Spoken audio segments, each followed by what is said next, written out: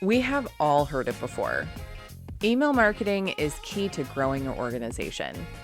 So you set up your newsletter, you send out content regularly, but what's next? How can you take your engagement to the next level through your email list?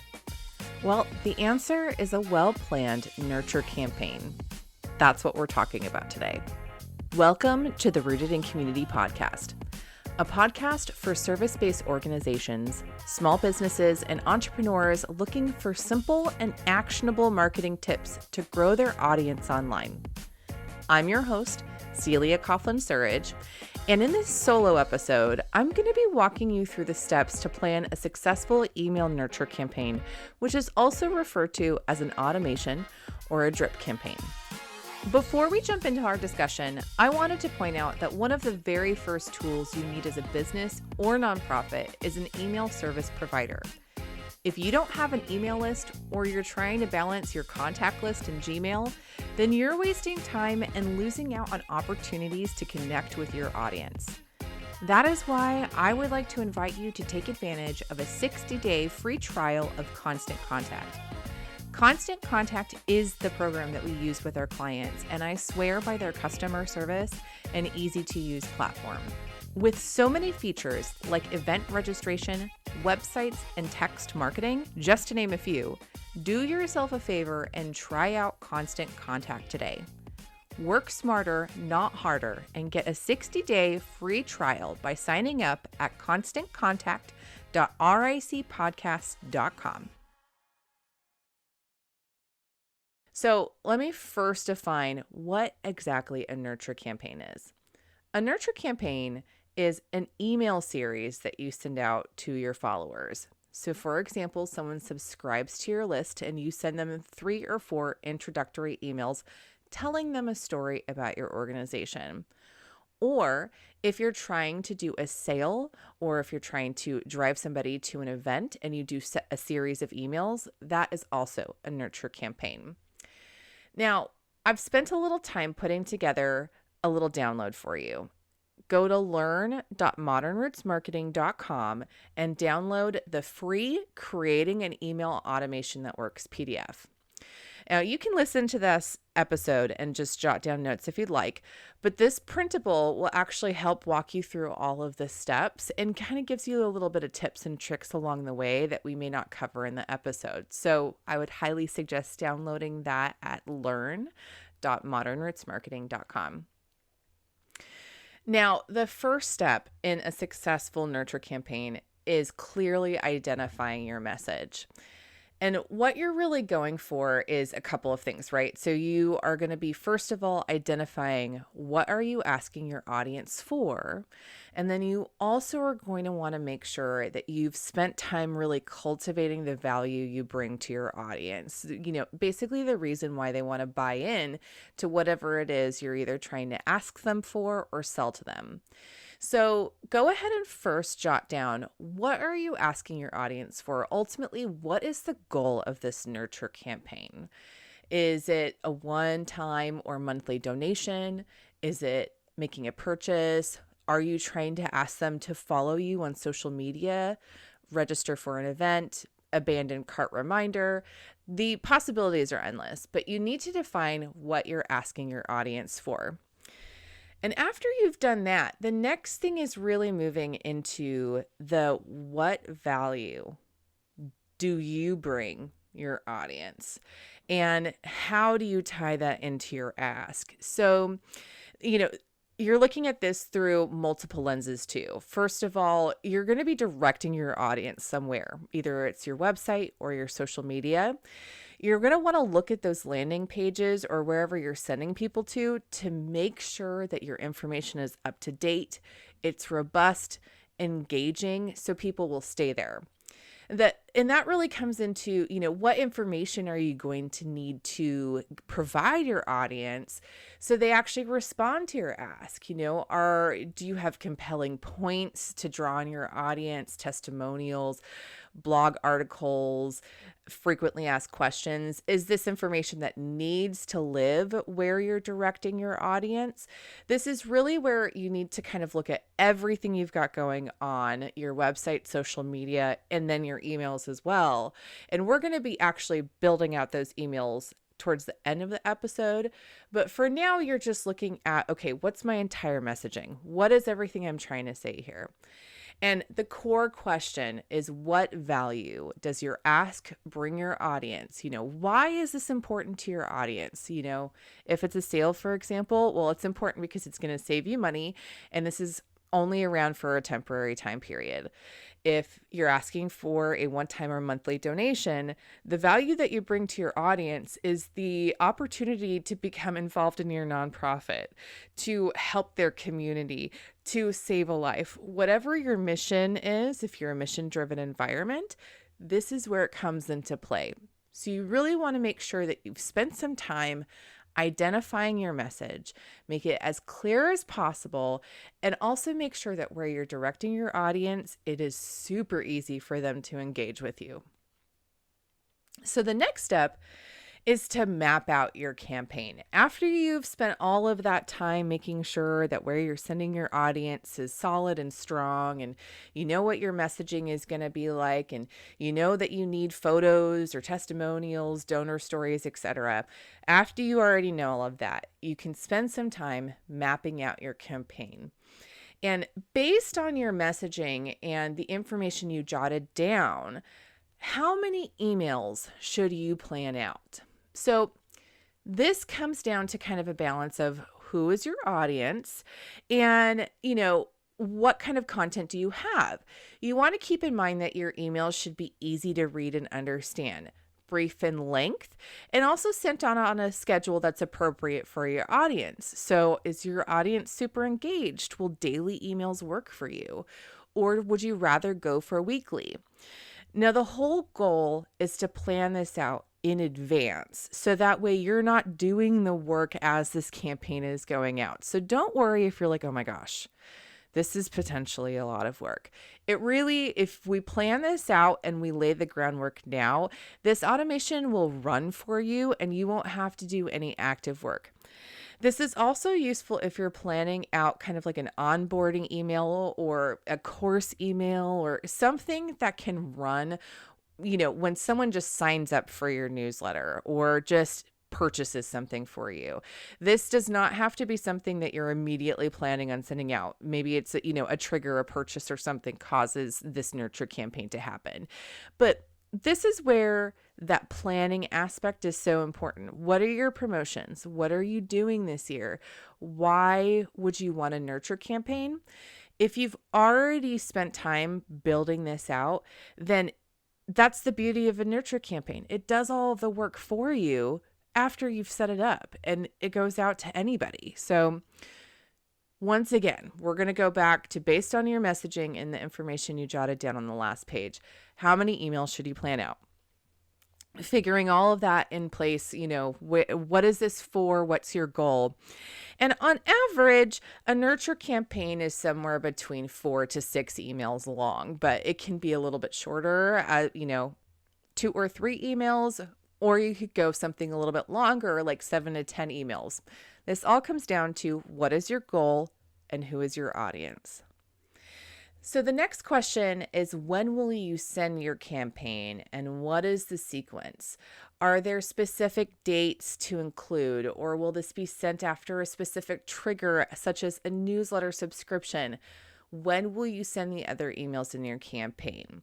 So for example, if you are driving somebody you're actually doing like a donation drive, for example, and you're trying to get people to sign up by a specific date for monthly donations. So we're just going to say you're trying to drive people to sign up to become a monthly donor by November 30th. Then you may start your nurture campaign at the beginning of October. and send out 1 to 2 emails in the month of October every other week, and then send out an additional 4 emails weekly up until November 30th. And you send those out on Tuesday because that's when you know your audience is engaged. Look at what's going on, with your audience. What is the best day to send those emails? And then go ahead and plan accordingly. And then from here, what material do you need for your campaign? Will anyone help you? Going back to what we talked about before, which is what information do you have to include to make your audience respond to your ask? Do you need additional photography, videos, or blog articles? Do you need to hire someone to write the copy for you, or do you have a volunteer to help? You really want to make sure that you've planned for everything so that when you sit down to write out these emails and make them happen, you're not like, I'm stuck because I need more photos, or I don't have a blog article and I don't have time to write that. So you really want to spend some time cultivating exactly what you're going to be including in your campaign. What is the one thing you need in order to achieve your mission? Is it more employees, more revenue, or more time? One thing is for sure, you can't have more time by delegating work out to the employees you've hired without a community of supporters that help you bring in more revenue. That is why we are so excited to be providing a 5-week series on audience growth starting on Thursday, January 21st. In this weekly series, we'll be going through the foundational steps you need to grow your audience. Even better, we have free resources we'll be sending out to our listeners to help them put what we discuss in these episodes into action. To find out more and receive the weekly worksheets, go to learn.modernrootsmarketing.com and click on the free 5 weeks to audience growth download. And don't worry if you're not quite ready to jump into this, or you're listening to this episode after the series airs. You'll be able to find these resources, plus all of our free resources, at learn.modernrootsmarketing.com. So now that you have spent some time identifying your message and mapping out your campaign, we're going to be moving into the actual mapping and writing, the curating of your campaign. And what's great about the downloadable PDF that we've created for you is that we have blank pages for you to print out. These blank pages, you can print out as many as you need, so you can plan out your entire campaign on paper, paste it to your wall so you can see the campaign in front of you before you even put it into your email service provider. Now, your first email is going to be something that immediately kind of basically says to your follower, hey, this is my hello email to you. Hello, world. Email number 1, the subject line needs to be catchy, something that causes somebody to want to click on it. And the objective is to essentially introduce your audience to your nurture campaign. What is the goal? What is it that you are asking them for? That is the first thing that you are putting in this email number 1. And your body needs to be concise. Are you able to put your message as a bulleted list? Do you have a video to summarize things up? Also, can you give your audience any indication on how many of these emails are you sending out? So for example, let's say you're coming up with a 7-day nurture campaign challenge, like a meditation challenge or a yoga challenge. Are you able to tell them this is day 1 of your 7-day challenge? Thanks so much for joining. Make sure to include that information in your body. Maybe you could tie that into your subject as well. And remember to use your audience's language, but also keep it fun and engaging. The next thing you want to do is come up with your call to action text. And this is typically a button like buy now or donate now or become a member or something like that. So you want to come up with something concise and make sure that it's engaging. It makes somebody want to click. And then of course, you're going to include that button is going to take your audience to the destination that you're sending them to, whatever the landing page or the end result is. So once you've created that first email, you're going to go through and you're going to create the series of emails that are to follow. Now, this is where you kind of have to plan out what is the journey here. You've got your end result, where you want to send your audience to or what you're encouraging them to do. So be thinking about that when you're writing out your campaign. So if the end result is on November 30th, they've become a monthly donor, you can go ahead and create that last day email, right? Like today's November 30th, we have 100 more people that we want to sign up or something like that.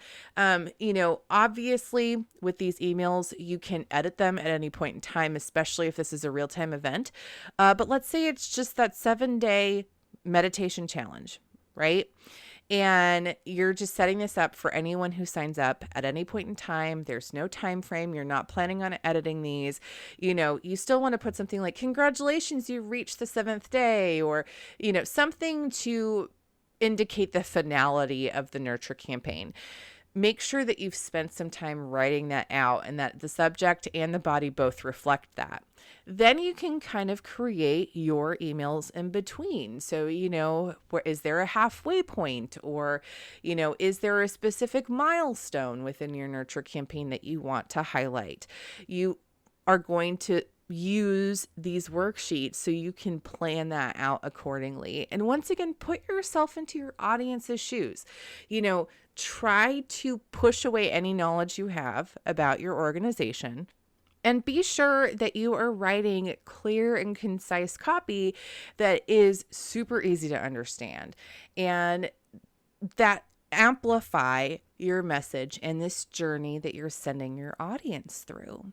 So once you're done planning out your automation and you've gotten everything written out, put it into your email service provider and test it out with either volunteers, your staff, or your family and friends. Make sure it works. Let's give it a try, give it a nice run, see if you run into any kinks, test it out. And then once you test it out and you feel happy about it, put it out into the world. Let your audience really try this out and be open to any feedback that you may receive. You may even want to include at the very bottom of your email, send us feedback. Be open to feedback. This can help you update your automation moving forward. This can help you improve it, increase open rates. And this is where we go into the maintenance mode of your nurture campaign and looking at your analytics. What is your open rate? What is the click-through rate? The open rate is how many people who are actually opening the email. And the click-through rate is how many people are actually clicking through to whatever your ask is. And it's really important that you pay attention to these numbers because people can mark something as read, but the click-through rate actually tells you what the true engagement is. So for example, let's say you have about a 36 to 40% open rate, but you only have a 1% click-through rate. There's something wrong there. Is it your messaging? Is it the button? Do you not have a button? You want to make sure to be looking at those analytics to see if you can improve your automation and keep that maintenance going, because that's how you see the list growth. You see actual results happening through the work that you've done. So I know that is a lot of information to take in this very short episode, but let me tell you, a nurture campaign is one of the best things that you can possibly do for your organization, and it does a lot of the work for you, and it also gives you insights on what is your audience actually responding to, what are they interested in. And this is also where you can kind of play around with what's also known as A/B testing, where you have one audience that you're trying a specific sale or a specific ask for, and then you have another side of your audience and you try a different wording or a different spin on your messaging. So this is really where, it's a lot of work to set up. I'm not going to lie. I am not a natural copywriter. And so sitting down and actually writing things out and getting that work done, it's going to seem a little tedious. But once it's going and you're able to actually see the fruits of your labors, it's solid. You will learn so much about your organization and your audience that you'll be wanting to do more of these. So if you haven't already, go to learn.modernrootsmarketing.com to download the free PDF that goes along with this episode. Feel free to reach out to us if you have any questions. I'm so excited to see what all of our listeners do with this. We'd love to hear what your nurture campaigns are going to be like. And I'll see you next time on the Rooted in Community podcast. The Rooted in Community podcast is edited and produced by Modern Roots Marketing. Simplifying online marketing so you can make a bigger impact, our firm offers service-based organizations online marketing tactics to help them reach a wider audience. Check us out at www.modernrootsmarketing.com.